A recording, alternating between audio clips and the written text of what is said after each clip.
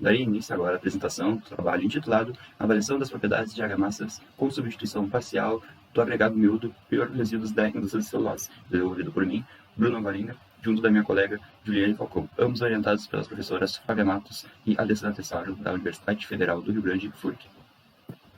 Bom, primeiramente eu gostaria de apresentar a importância e a relevância do porquê estar realizando este estudo. E visto isso, gostaria de apresentar esses dados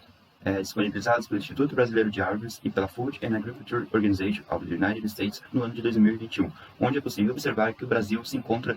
como o segundo maior produtor de celulose no ano de 2020, produzindo cerca de 21,6 milhões de toneladas. Além disso, essa pesquisa consta que o Brasil se encontra também como o maior exportador de celulose neste mesmo ano. Levando em consideração que o principal processo industrial nessa matéria-prima é o conhecido como craft, que nada mais é do que um sistema por etapas de cozimento contínuo, onde o seu grande uso está atrelado ao fato da possibilidade de reaproveitamento dos reagentes químicos, principalmente fundamentais nas etapas iniciais desse sistema, faz com que o seu uso seja tão grande. Contudo, o fato de recuperar esses reagentes químicos acabe gerando uma enorme quantidade de resíduos sólidos e, de maneira lógica e direta, pensando na quantidade de produção que o nosso país e o mundo tem, visto que esse é o principal processo utilizado, há de se concluir de que há também uma grande geração de resíduos sólidos nessa produção. Então, é de extrema importância estudar a potencialidade de utilização desses resíduos de modo que ele se torne uma alternativa do ponto de vista, além de sustentável, como também econômico, principalmente quando leva em consideração a aplicação desse trabalho, que é a área da construção civil. Dentre os resíduos gerados, o primeiro que gostaria de mostrar aqui é o dregs, o qual ele é originado na parte de sedimentação do licor preto. Então, nós notamos aqui por essa imagem que ele é um resíduo com coloração cinza escuro. E por meio do ensaio de difrações de raios-x, foi possível fazer uma análise mineralógica, onde constatou-se que na principal fase cristalina do resíduo houve a presença da calcita na forma de cálcio,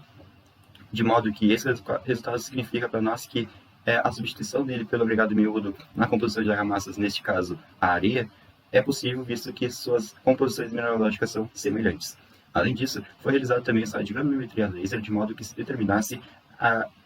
granulometria deste resíduo, onde concluiu-se que é uma granulometria fina, onde os resultados giraram em torno de 6,74 micrômetros. Além disso, foi realizado também ensaio de massa sanitária, onde concluiu-se em valor de 0,86 gramas por centímetro cúbico. O outro resíduo utilizado nesse estudo foi o grites, que nada mais é do que a parcela de cal que não reage ao processo de formação do licor branco, onde notamos que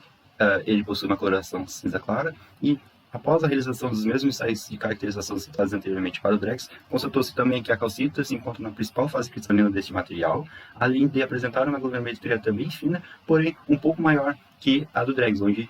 concluiu-se que o resultado para o Grites foi de 11,27 micrômetros. Para o ensaio de massa sanitária, obteve-se 1,27 gramas por centímetro cúbico, além de que este ensaio de massa sanitária também foi realizado para os outros materiais constituintes das argamassas desse trabalho, que foi o cimento, o qual utilizou-se o CP4RS32, onde obteve-se um valor de 0,91, e a areia,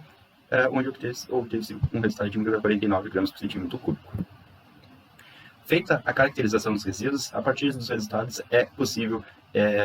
iniciar os preparativos quanto à sua aplicação nas argamassas. Então, visto isso, foram moldados copos de prova prismáticos de argamassa das dimensões de 4 por 4 por 16 centímetros, com substituições parciais de 20% e 30% de uma parte da fração do agregado miúdo utilizado nessas composições. Ou seja, levando em consideração que o traço inicial de referência é de 1 volume de aglomerante para 3 volumes de agregado miúdo, conclui-se que para os resíduos para as argamassas com utilização de resíduos nos teores de 20% e 30%, tem-se os traços de 1 para 2,8 para 0,2 e de 1 para 2,7 para 0,3, sendo cimento, areia e resíduo.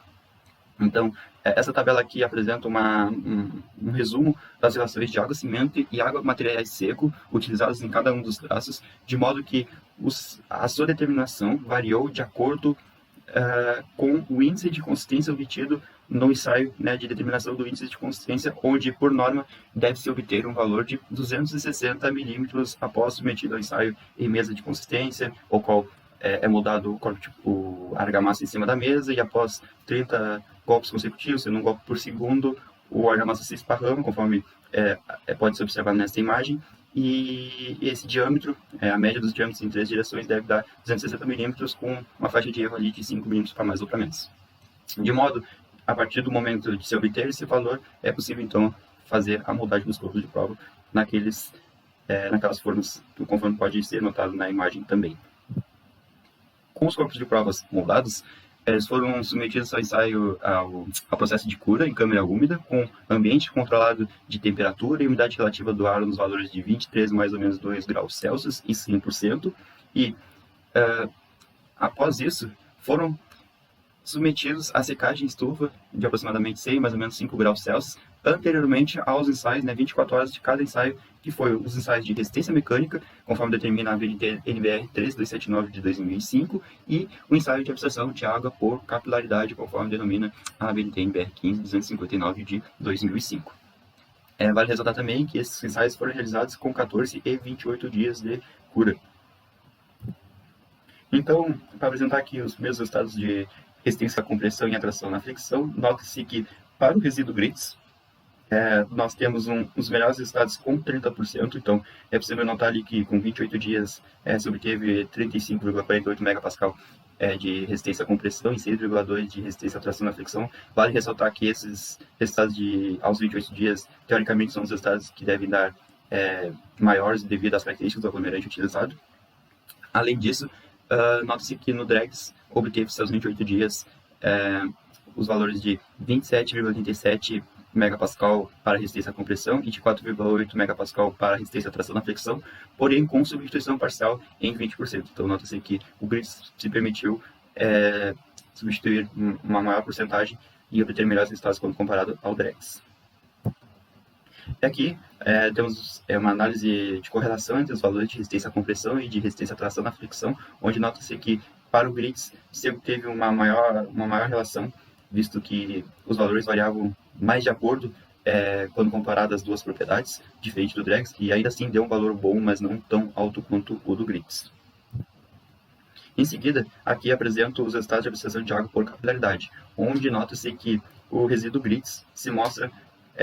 teoricamente com uma menor coeficiente de capilaridade quando comparado ao DREGS, principalmente